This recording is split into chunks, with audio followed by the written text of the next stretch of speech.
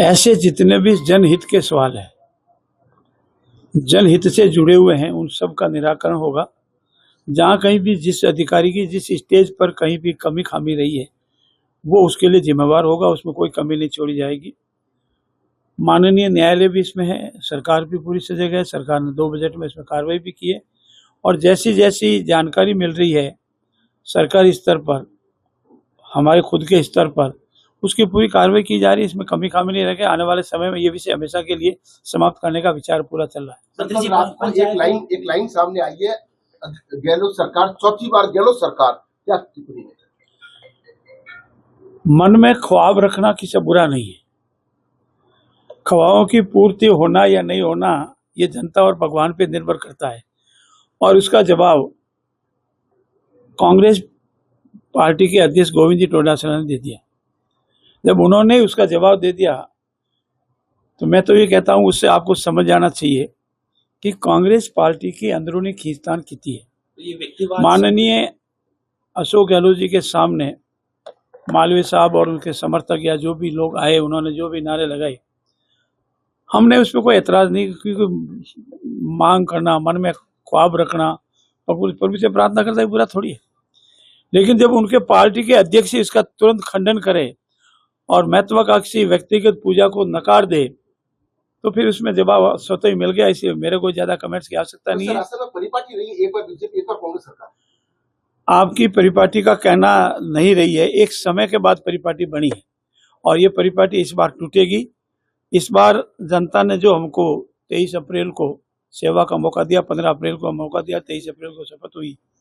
मैं आज वो आपको विश्वास दिलाता हूँ, हमारे काम के आधार पर, हमारी योजनाओं के आधार पर, हमारी जो संकल्प की नीति है उसके आधार पर, हमारे नरेंद्र मोदी जी की विकास की योजनाओं के आधार पर कल्पना करना कभी आप लोग भी, आप भी हमारे राजस्थान के वासी हो, क्या कभी इतना बड़ा औद्योगिक परिवर्तन हुआ?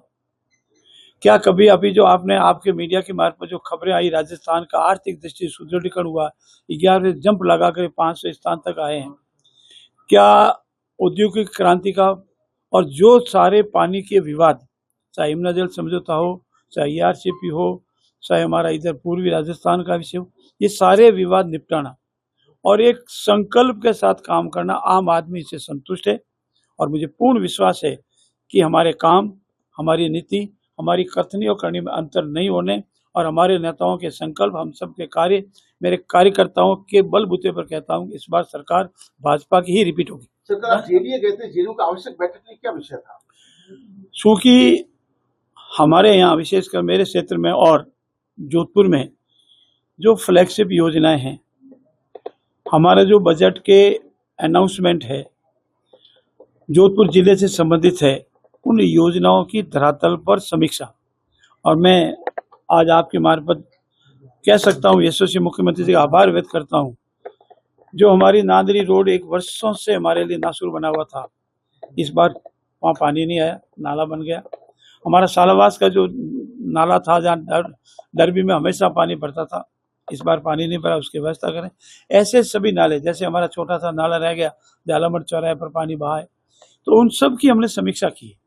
भविष्य में जोधपुर का सर्वांगीण विकास हो, सभी क्षेत्रों का हो और सभी विभाग सामने से रख करके विकास करें, नहीं तो एक दूसरे पर डाल देते। इसलिए हमने जो कंस्ट्रक्शन विंग के जितने भी डिपार्टमेंट थे, उसका एक थीम रखी थी, कंस्ट्रक्शन विंग।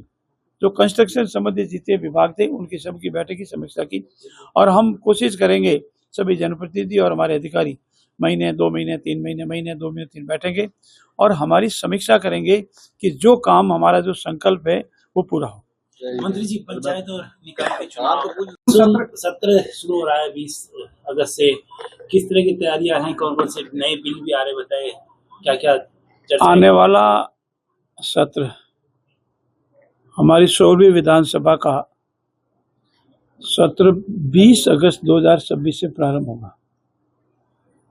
नियमों में प्रावधान है, कॉन्स्टिट्यूशन प्रावधान है कि एक सत्र से दूसरे सत्र के बीच में 6 माह से अवधि से अधिक समय नहीं होना चाहिए और जनरली इस समय हमारे विधानसभा का सत्र आउट होता है।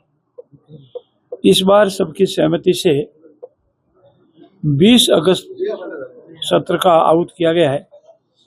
इस सत्र में लगभग 5 से 7 दिन चलने की संभावना है और संभावित 3-4 बड़े बड़े बिल भी आने वाले हैं।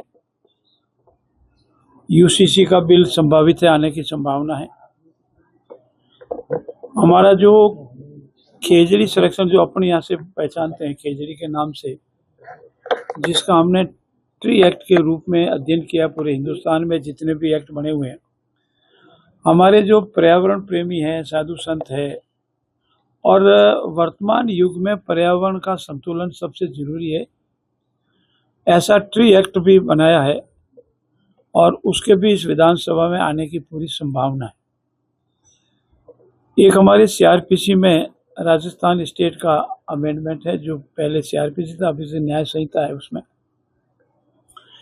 कॉमर्शियल टैक्सेशन के 2-3 अमेंडमेंट है छोटे छोटे, जो केंद्र सरकार अमेंडमेंट करती है, वो राज्य सरकारों को करने होते हैं, वो आने की संभावना है।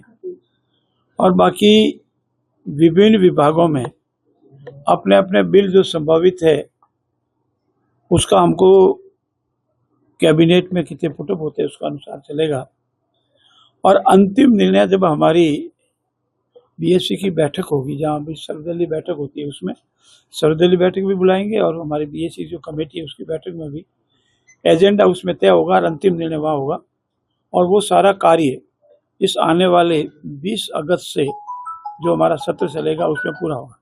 जैन जी को लेकर के आप लगातार प्रयास करें।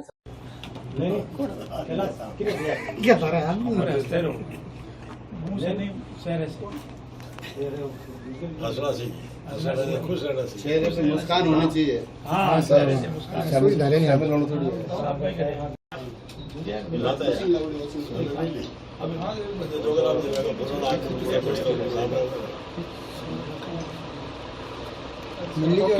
थोड़ी समाज के प्रति डेडिकेशन है। इससे कहीं ना कहीं पूरा नहीं होगा, तो क्या संशोधन को नियम लाया जाएगा मानसून सत्र में, ताकि सभी निकायों में एक साथ चुनाव, पंचायतों में एक साथ चुनाव? मित्र, थोड़ा सा इसको समझने की आवश्यकता है। एक देश एक चुनाव, वो अलग नारा है। एक प्रदेश एक चुनाव, अलग नारा है। और इस बार हम कोशिश करेंगे एक प्रदेश एक चुनाव जो हमको करवाने हैं या हमारा प्रदेश का करवाने हैं, वो एक साथ ही होंगे, इस नारे की पूर्ति होगी।